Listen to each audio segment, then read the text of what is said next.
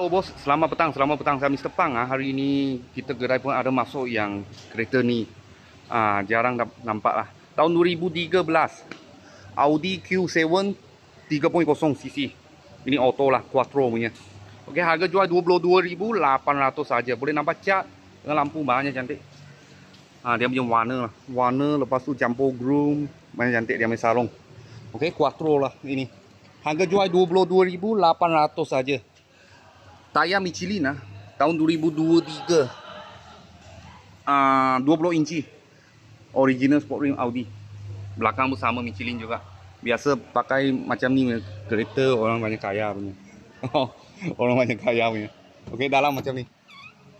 Okey, dalam original leather lah. Pakai lagi lama lagi kilat. Serupa macam kasut leather lah. You pakai lagi lama dia lagi kilat-kilat punya. Tak ada minyak Tak ada minyak, memang dia sendiri kilat.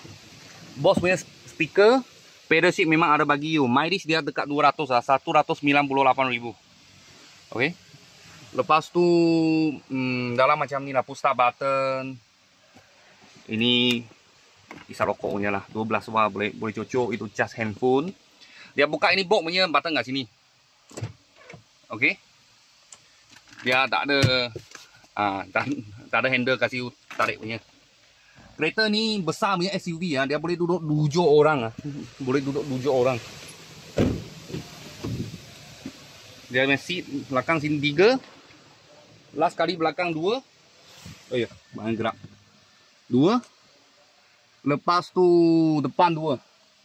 Jadi 7 orang. Boleh bawa 7 orang. Biasa 7 orang, atas memang ada ini. Kasih ikat box punya.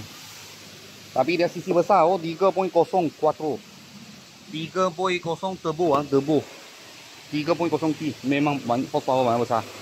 Harga jual 22,800 sahaja. Harga cash. Kalau bos-bos dan kawan-kawan siapa tengah cari satu kereta sisi besar punya Audi quattro punya, kita sini ada sebiji. Baru sampai sebiji aja, tak banyak. Kalau ada apa murah-murah kereta, saya akan video lagi. Thank you bos, thank you.